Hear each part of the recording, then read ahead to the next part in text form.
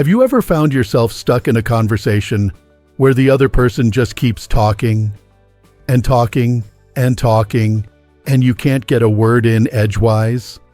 You nod politely, maybe smile a little, hoping they'll pause just long enough for you to chime in. But instead, they go on with another story.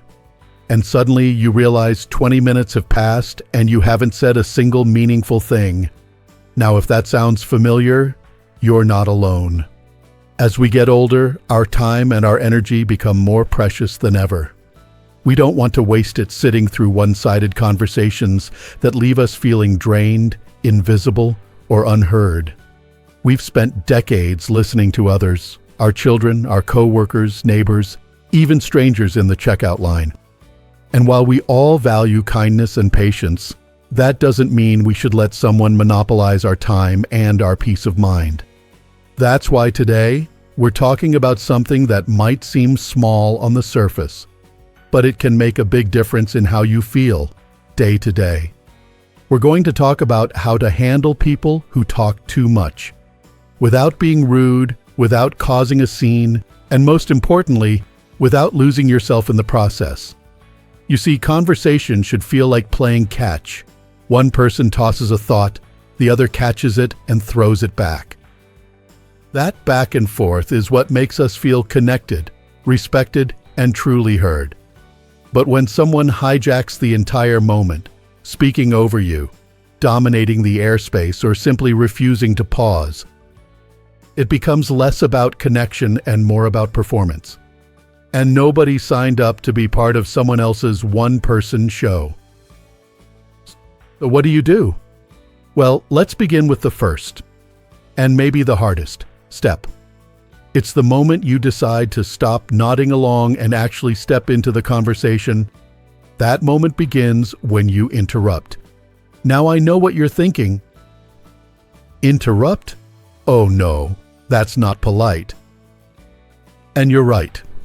It isn't something we were raised to do.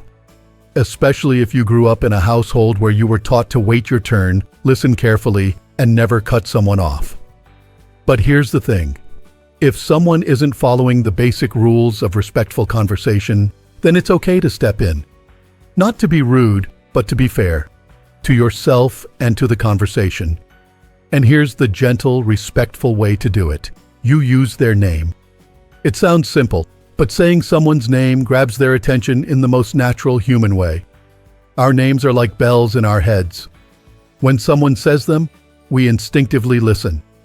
So if you're in a conversation and someone just won't stop, try saying their name, gently at first. Mike. Then again, with a little more clarity.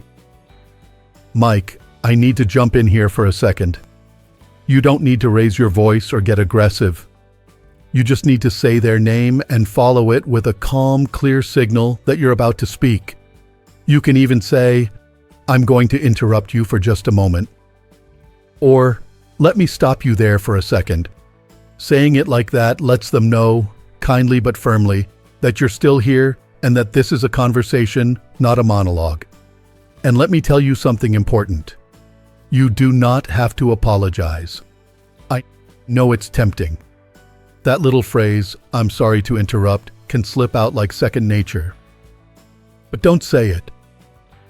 Because you're not doing something wrong. You're standing up for your right to be part of the moment. And you're doing it with grace and intention. That's not something to apologize for. When you interrupt respectfully, you're not cutting someone off. You're cutting in to create balance. Now, once you've interrupted and you've got the floor, here's what comes next. This is where things get even more powerful. Instead of shutting them down or changing the subject out of nowhere, you acknowledge what they said. Just a sentence or two. You filter their long ramble into something short and clear. Let's say someone's been talking for 10 minutes straight about their neighbor's garden, and you finally get the chance to speak. You might say, "That's really something.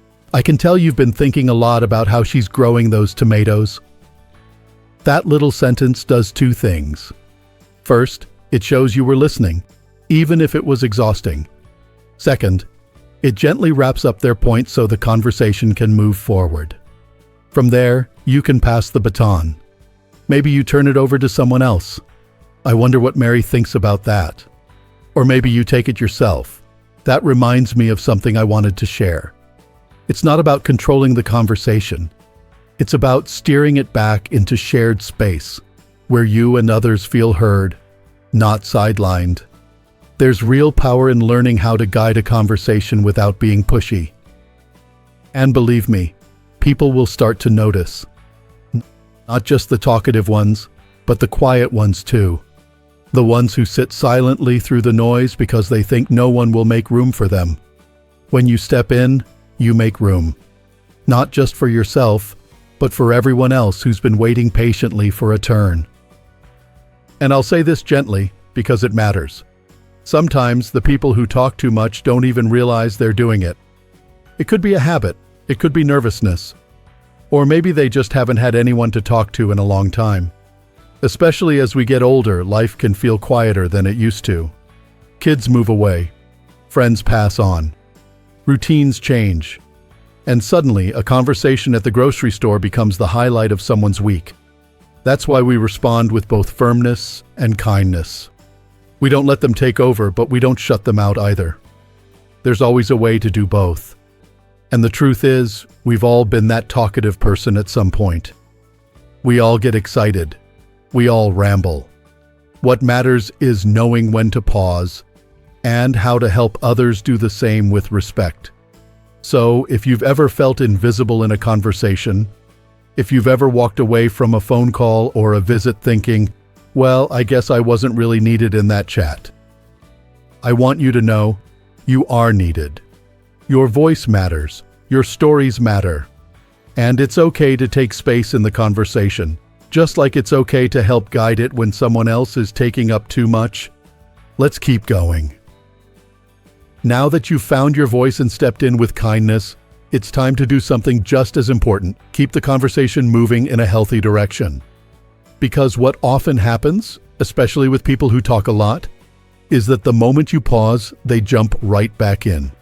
Like a spinning top that never really stops. And before you know it, they've taken the wheel again. So here's where you take that second step. Filter and pass. Think of it like passing a ball in a game. You don't just grab it and run off. You catch it, steady yourself, and look around to see who else is open. When someone's been holding onto that talking ball too long, you've got every right to take it back. But once it's in your hands, it's up to you to decide where it goes next.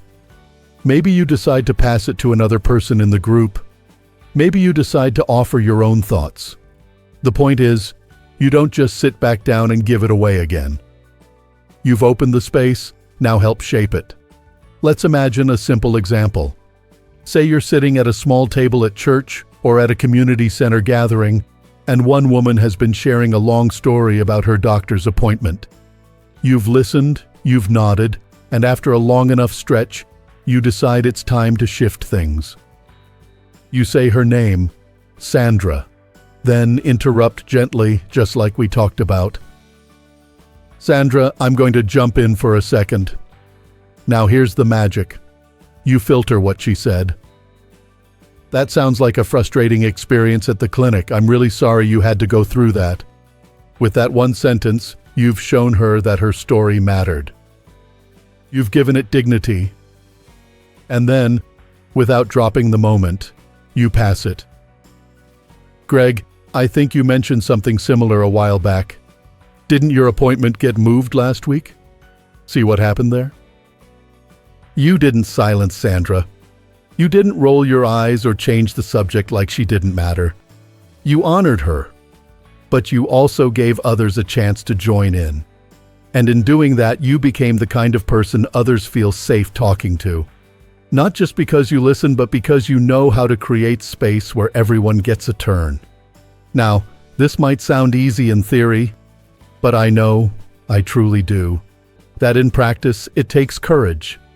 Especially if you've spent years being the quiet one, or the polite one, or the one who's used to listening more than speaking. But here's something to remember.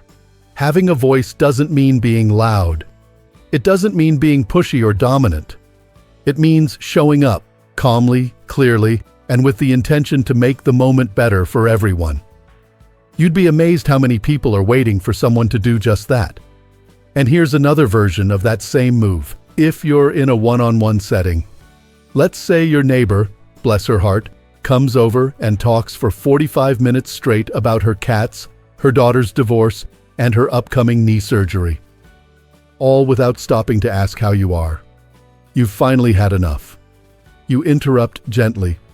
Marcia, I need to jump in here for a second. Then filter. I can tell you've had a lot on your plate lately.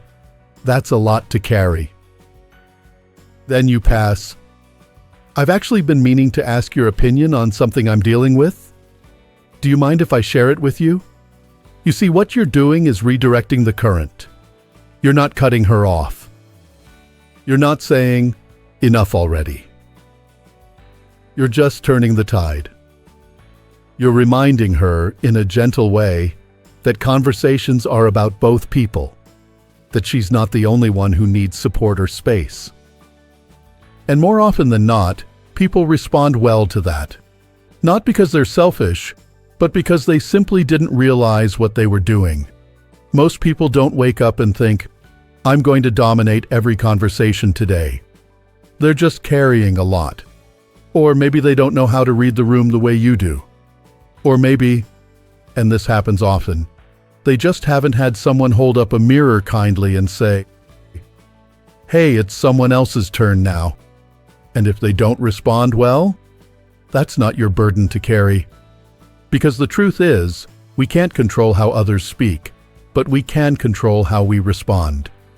And when someone is steamrolling a conversation, your responsibility isn't to sit there in silence. It's to guide the energy back to something more equal, more life-giving, and more respectful for everyone. It reminds me of a story I heard not long ago from a woman in her 70s named Judy. She lives in North Carolina and attends a weekly coffee group with a few other retired women. Lovely group, she said, except for one woman named Carol who always, without fail, talked for nearly the whole hour. The rest of them would sit there, nodding and sipping coffee while Carol shared about her vacations, her grandkids, her thoughts on the mayor, even her favorite kinds of hummus. And they never got a word in. Finally, one day, Judy took a deep breath, leaned in, and said, Carol, you've got a lot of interesting stories, but I think Susan was in the middle of telling us something last week, and I'd love to hear how that turned out. There was a pause, a bit of silence. Carol blinked. Then she smiled and said, Oh, of course, go ahead, Susan. And just like that, the air changed. Sometimes all it takes is one moment of courage to shift the atmosphere. Not just for yourself, but for everyone else who's been waiting quietly. You become the one who gives others permission to speak. And that, my friend, is no small gift. So remember, when someone takes over the conversation, your steps are simple. Not always easy, but simple. First, interrupt with grace. Second, filter and pass. Honor what they said. Then invite someone else, or yourself, back into the moment. Now sometimes, even with those steps, the person keeps going. You interrupt, you acknowledge, you redirect, and somehow they find their way back to the center of the stage. It's like trying to change the channel and the remote just keeps flipping back. And that's when it's time to reach for something that might surprise you. Not a clever phrase or a verbal trick, but something much more powerful. Let's keep going. It's time to talk about one of the most underrated tools in conversation. Something so simple, so quiet, most people forget it's even there. It's called a time limit. Now I know that might sound strange at first. After all, conversations are supposed to be free-flowing, natural, spontaneous. But here's the truth.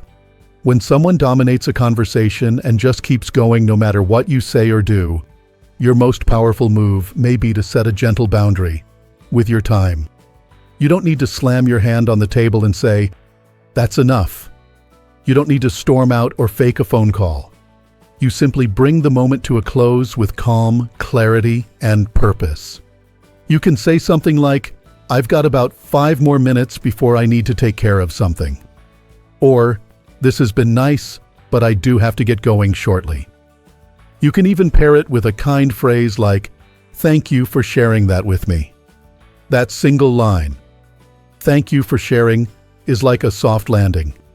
It lets the other person know that the conversation is coming to a close. Not because of anger or impatience, but because your time matters too. And here's what's beautiful about setting a time limit.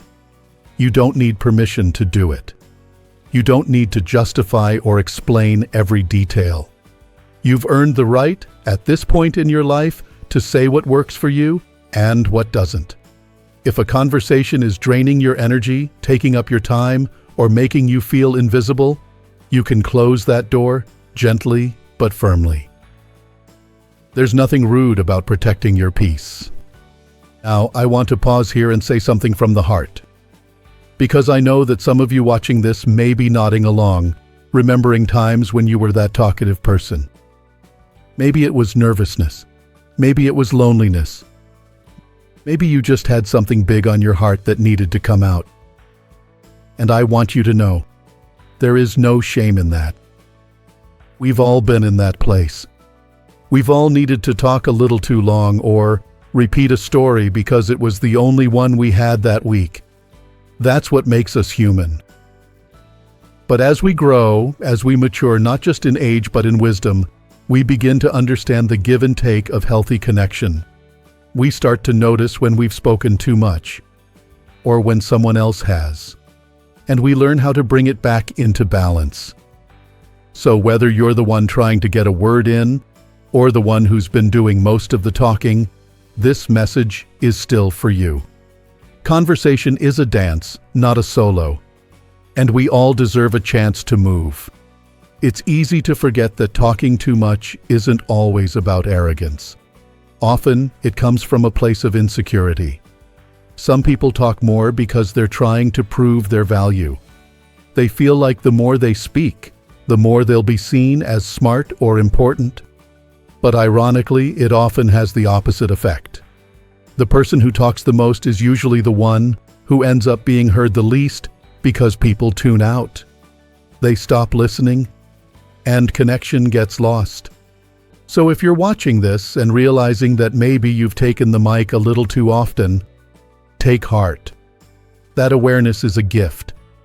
It means you can start noticing when it's time to pause, to ask a question, to let someone else into the moment.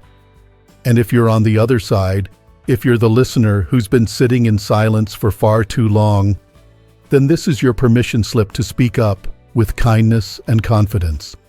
You are not being rude when you say, "I'd like to add something." You are not being difficult when you say, "Can we make some space for others to share?" You're being brave. You're making the conversation better for everyone, including the person who didn't realize they were taking up all the air in the room. I want to share something I've seen time and again in small group settings, senior groups, and even casual phone calls between friends. The people who learn how to share the floor, who listen, respond, and create room for others. They're the ones who build the strongest, most meaningful connections. They're the ones people remember, not for how much they said, but for how they made others feel. And I'll tell you, that matters more than ever as we age. Because connection isn't just about company, it's about dignity. It's about feeling heard, respected, and valued. And when we allow others to talk endlessly without interruption, when we shrink ourselves into silence, we don't just lose a conversation. We lose that sense of shared humanity. So here's what I hope you take away from all of this. You deserve to be part of every conversation you're in. Your words matter. Your stories matter. And your boundaries matter. If someone is taking up too much space with their voice, it's not selfish to speak up. It's healthy, it's respectful, and it's completely within your power. Interrupt kindly, using their name. Acknowledge what they said, summarize it if needed. Then pass the moment to someone else or take it for yourself. And if the talking never seems to stop, you can close the conversation gently with a time limit. You don't need to be loud. You just need to be clear. It's never too late to change how we show up in conversations, or to teach others by example how to do the same. And if no one's told you lately, you have every right to be heard. Before we wrap up, I'd love to know, have you ever found yourself in a one-sided conversation?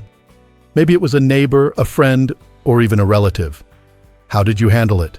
And what would you do differently now? Drop a comment below and share your thoughts.